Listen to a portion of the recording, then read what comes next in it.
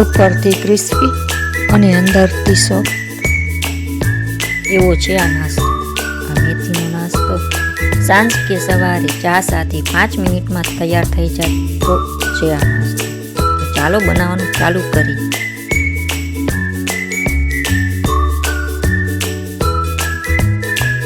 એના માટે મેં મેથી લીધી છે 250 ગ્રામ. તેને ધોઈને મેથીને કટ કરી છે. મેં અહીંયા 1 વાટકી સોજી લીધી છે, 1 વાટકી બેસન લીધું છે, માપમાં અડધો કપ થાય છે. તેની સાથે કાપેલા ધાણા લીધેલા છે.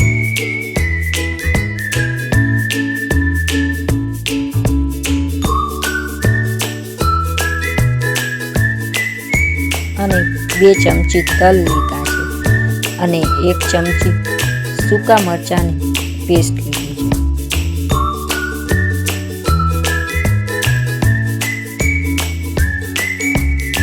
હવે આ બધી વસ્તુને સારી રીતે મિક્સ કરી લઈએ.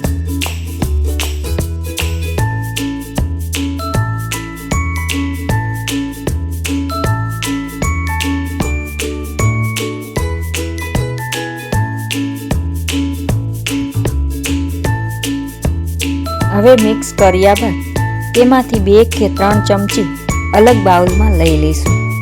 તેનો ઉપયોગ આપણે પછી કરીશું.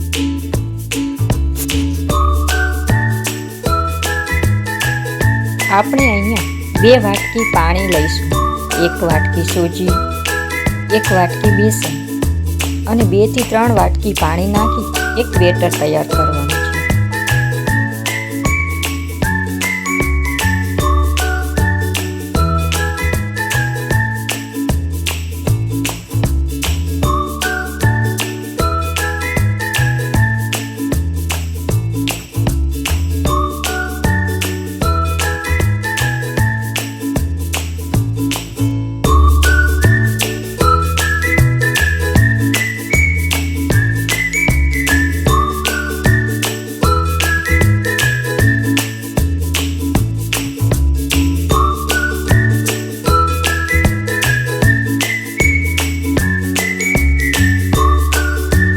હવે તેમાં આપણે મસાલા નાખીશું.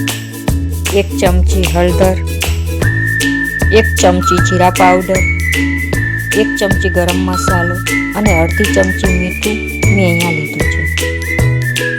મીઠાનો ઉપયોગ આપણે આગળ કરવાનો હોવાથી મીઠું અહીંયા ઓછું લીધું છે. આ મસાલાને સારી રીતે મિલાવી દઈએ.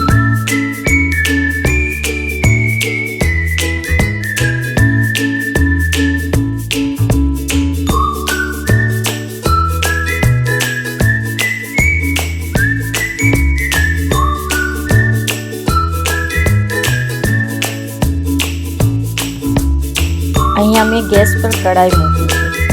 તેમાં 2 થી 3 ચમચી તેલ નાખ્યું. હવે તેમાં 1 ચમચી જીરું નાખ્યું છે. જીરું શેકાઈ જાય એટલે આદુ મરચાંની પેસ્ટ નાખવાની છે.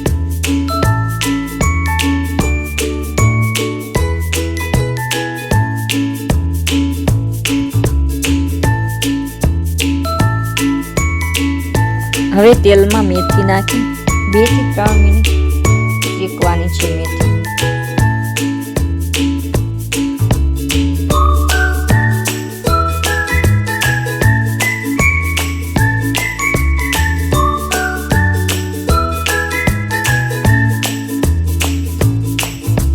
હવે તેલમાં મેથી નાખીને તેમાં મીઠું નાખવાનું છે.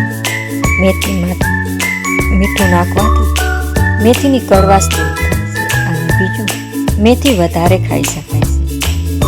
હવે તેમાં બનાવેલ બેટરને નાખીને ત્યાં સુધી શેકીએ જ્યાં સુધી તે ઘટ ન થાય.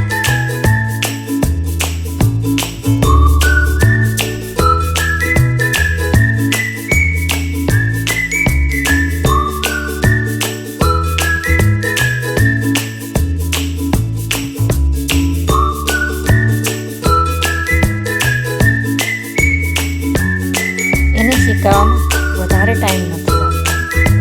ધીમે ધીમે તમે જોઈ રહ્યા છો તે ઘટ થઈ રહ્યું છે. 2 2 થી 3 મિનિટ તે ઘટ થઈ જશે.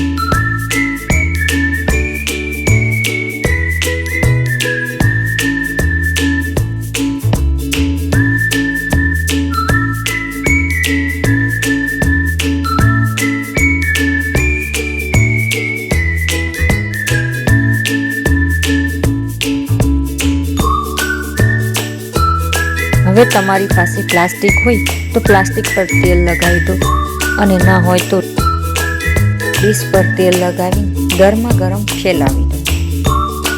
ડીશ પર ફેલાવ્યા બાદ તેને 5 મિનિટ માટે ઠંડુ કરવા મૂકી દો.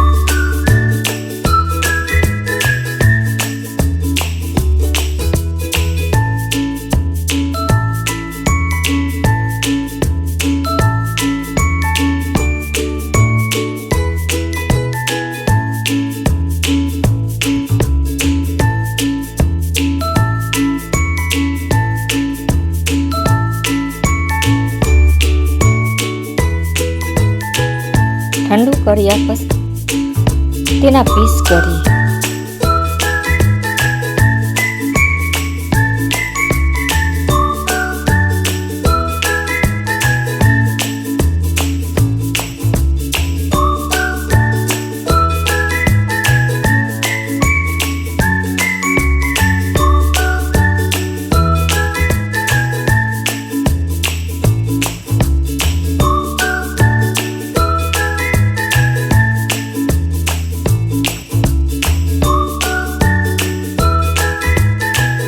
હવે આપણે જે લોટ અલગ કરીને એક બાઉલમાં રાખ્યો હતો તેમાં એક બટેકું સીણીને નાખવું. તેમાં અડધી ચમચી મીઠું નાખીને થોડું પાણી નાખીને મિક્સ કરવું.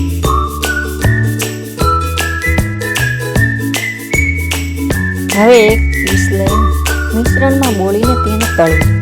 તેના માટે મેં એક કઢાઈમાં તેલ ગરમ કરેલું હતું. તેમાં જેટલા પીસ આવે તેટલા નાખીને તળી લેવું. એક બાજુ પીસનો કલર ગોલ્ડન બ્રાઉન થઈ જાય એટલે તેને બીજી બાજુ ફેરવી લેવું અને બીજી બાજુ પણ ગોલ્ડન બ્રાઉન થઈ જાય ત્યાં સુધી તળી લઈશું. તેને તળવામાં વધારે ટાઈમ નથી લાગતો. 4 થી 5 મિનિટમાં તે તળાઈ જાય છે.